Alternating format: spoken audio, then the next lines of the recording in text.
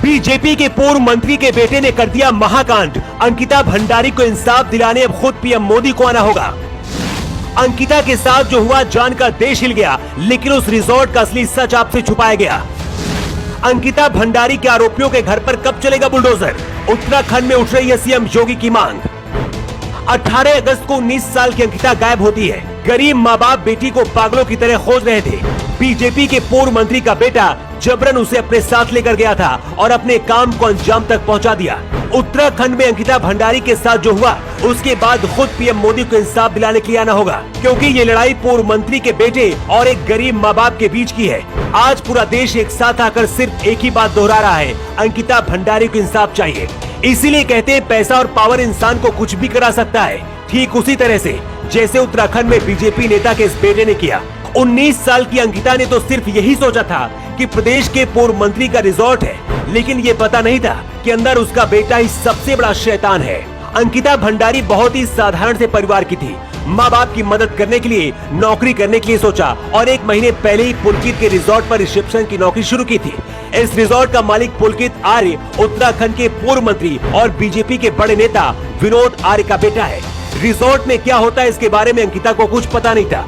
कुछ दिन बाद रिजॉर्ट के मालिक पुलकित आर्य ने अंकिता के साथ गलत हरकतें करनी शुरू कर दी थी और वेश्यावृत्ति का धंधा कराने के लिए मजबूर करने लगा। रिजॉर्ट मालिक पुलकित चाहता था कि अंकित रिजॉर्ट में आने वाले कस्टमर को खुश करे, उनके साथ रिलेशन भी बनाए, लेकिन अंकिता ने ऐसा करने से साफ मना कर दिया। इसी बात को लेकर 18 सितंबर को विवाद हुआ था।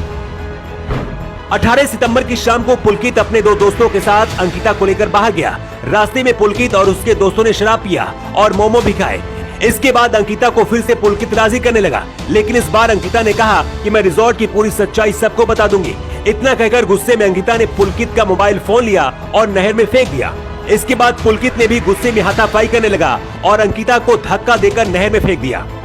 अंकिता के माँ बाप ने 19 अगस्त को ही गुमशुदगी की रिपोर्ट दर्ज कराई थी, लेकिन पुलिस सोती रही। स्थानीय मीडिया ने जब मामले को उठाया तब 5 दिन बाद पुलिस एक्शन में आई और मंत्री के बेटे सहित उसके 2 दोस्तों को भी गिरफ्तार कर लिया। अंकिता की सिर्फ इतनी गलती थी कि वो गलत रास्ते पर नहीं जाना चाहती थी, इसीलिए बाप की ताकत और पैसे के पावर के चक्कर में बीजेपी नेता के इस हैवान बेटे ने उसे मार दिया।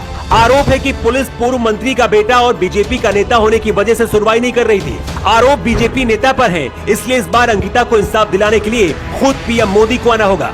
कुछ फोन कॉल और चैट भी पुलिस को मिली है, जिससे आरोप साबित होते हैं और पता चलता है कि पुलकित अंकिता पर दबाव बना रहा था।